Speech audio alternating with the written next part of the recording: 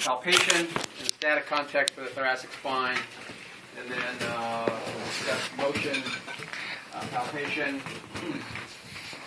and then the various different techniques that are listed up there, and then a couple different ways to do it. I can just show you all of them at one time, and then you can practice them, and we'll do several in a series, and then you can come back and do several more in the series after that, depending on how your brains fill up. So, just on the model, before I do it on a person, to do the static palpation, again, I usually recommend using your index and your middle finger, so they go on either side of the spinous process, again, and then in a repeating fashion, going kind of back and forth, I'm able to kind of palpate down. What I'm feeling for is either individual, like segmental, or regional, like several vertebrae which are rotated. So that gives me information about what's going on. I can also, as I'm doing that, be able to feel, does it feel tight? Is there hyperkyphotic or hypokyphotic situation, again, which is all kind of static information.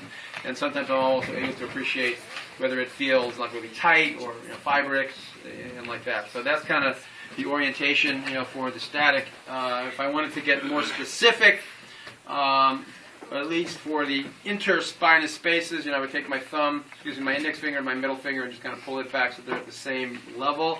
And then I would just feel in between the spinous processes to see if that spacing is equidistant or asymmetrical. So usually if it feels like it's closer together or if it feels like it's farther apart, that could be either an anatomical variance, and so it would typically be non-sensitive and therefore not of any particular significance and consequence, or if it was like, I feel like it's close together, or it feels like there's obviously if it's one segment's close together, the neighboring segment's going to be, farther apart, right? Just kind of that's how it happens.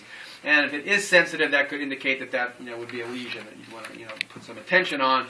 And the other thing that I demonstrated, if you find an individual vertebra that is rotated, where the spinous process is rotated one way or the other, then the corresponding transverse process is going to be posterior, correct? And then typically that's going to be your contact to correct the rotation, or that's also going to still be your contact if it's a flexion and extension restriction. So you want to make sure you're on the right part of the vertebra, on the right corresponding transverse process. So as you can see, the SPs are point downward, and so you can't just go straight across because you're going to be on the TP typically of the wrong vertebra. So one of the ways that you can accommodate for that is you can leave one of your fingers or thumb or whatever on the SP, then go up and use your thumb, and then put pressure on the transverse process. And then if you're on the right transverse process, you're going to go, oh, now I'm getting maximal movement at that particular level. It isn't necessarily going to be all or nothing, because if you're off a little bit by being too superior or off a little bit by being a little bit too inferior, you're still going to have some proximity to that TP, right? But if you're right on the TP, you'll feel maximum response in the SP. So that's going to give you that information to say, aha, this is where I need to be, and then you can make your contact at that location. And remember, you're always going to take your slack to the head, whether it be any of the particular techniques that we're using. The bilateral ulnar technique is a little bit different because it's going to be based on, the apex of the curve, and inferior to that you're going to use the underscoop, and superior to it you're going to use the overscoop.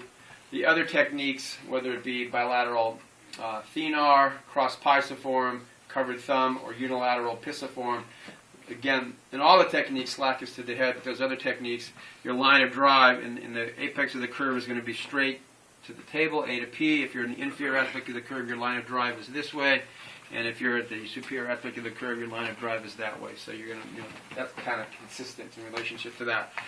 And then in a prone position to get information about flexion and extension, I'm going to put my hands together in the bilateral thenar context, and I'm going to push down and release, push down and release, push down and release, and that's going to give me flexion and extension information, or I'm going to use one side or the other, and that's going to give me rotation information. So this is the static context, this is the dynamic or motion palpation in a prone position to be able to get that information, right? And then we also reviewed very briefly to get that information, Shah or Salman, to get that information in a seated position. I know this is the same thing that we reviewed last time. flexion and extension, you're going to have the patient interlace their fingers behind their neck, bring their elbows together. I'm right hand dominant, so it's my right hand that I'm going to kind of be doing this with. So I would start up here.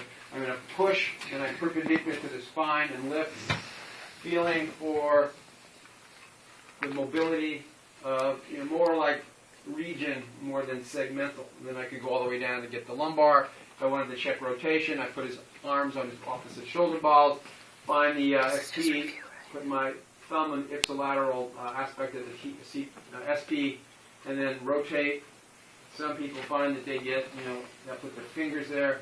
You can get information that way, and obviously because rotation is both one way and the other, I would switch my position to get the same information. The lower I go, the more I have to rotate him to engage the corresponding vertebra. Because the lower he goes, the more he has to rotate to engage that, right? So what that typically looks like in a prone position when they're on a person, let me just have your leg face down. Again, it would be, and you can see I'm in the fencer's position, and usually for palpation, I usually just put one hand on my knee to kind of support myself. And sometimes I'm just, this other leg, I'm just leaning on the table, so I'm kind of connected in more than one way, so it makes it easier on my body. So again, I'm able to say, okay, is there, number one, an anteriority, which we spoke about? Is there a rotation? It's an associated posteriority. Is there an increase or decrease in the kyphotic curve? So that's all the static kind of information that I'm getting. If I want to get more discrete information about interspinous spaces, use my two fingers together and then kind of see, is that sensitive in there? Mm-hmm. Yeah, so that's the spot where it feels like it's jammed. And then kind of go down. Again, if it didn't feel like there was any kind of sensitivity, that could have been a anatomical variation. And so if What did you feel? Just the space. SPs are close together. Okay. So I felt less space. Okay. And it's like, right there. Mm-hmm. And so if I feel a rotation, I'm like, okay, so where's the SP that's corresponding to that? Again, I can come up a little bit higher. And then find, there's the TP that is primarily moving that SP, right? Again, if I'm up a little bit high or I'm a little bit low, I'm still going to affect that TP kind of indirectly, right? But if I'm right on it, that's going to give me the maximum deflection. That's one way that I can tell that. And then the other thing is you can also do, if you really want to use all of your head for this, you can use both hands coming in like this and just use your index fingers to say, what's really going on here? This is just one hand, half of your brain. This is two hands, both parts, a little bit more of your brain to kind of put that information together for a little bit more of a discrete information process. So for flexion and extension, I'm taking the slack to the head, push down, and then, so my thumbs are, I like to have them be together. I'm not kind of like off like this, and then they're not separated, because if I'm way out like this, I'm really getting information about the ribs. And if I'm like this, then my hands are just not symmetrical. So I try to get my fingers kind of together. So flexion and extension is like this. And then rotation would be one side, the other side, one side, the other side again, slack to the head. If I want to get more specific, I can also just kind of come in with my thumbs and do this, which is rotation, right? Or just kind of push down on an SP, which would be flexion and extension on a segmental context. So I could use bilateral thenar to get that information. I could use the cross pisiform contact to get that information. And then the bilateral ulnar position, frankly, I never use it, but it's somewhat common, so I want to make sure that you're exposed to it. This is the one that has the concept of the underscoop and the overscoop, okay? So, again, and it doesn't take into account where the curve is. It's just whether you're inferior to the apex or superior to the apex. And so this is sometimes called the prayer position, because I'm like this. So my thenar, my ulnar contact is right in that next to the SPs. I'm in that gutter between the SPs and the TPs. So my contact, it would be kind of right in this area here. Gutter isn't really the right word, but it's kind of what I use. This is that kind of gutter area. I saw last week, people were kind of like putting their hands way out like this. It's not like that. It's kind of like this. And so again, if I'm going to do an underscoop, I'm going to come in and make my pressure so that it's more at the proximal aspect of my fifth metacarpal. And then when I make my correction, it's kind of a relative extension. I'll see that. And then if I'm going on the superior aspect of the curve, I'm going to use the proximal aspect of my fifth metacarpal come down like this and make a push this way, which is going to create more of a flexion correction. And one of the reasons I don't like this is because my elbows are bent, and so I don't have as much oomph. So the cross posteriform technique, which is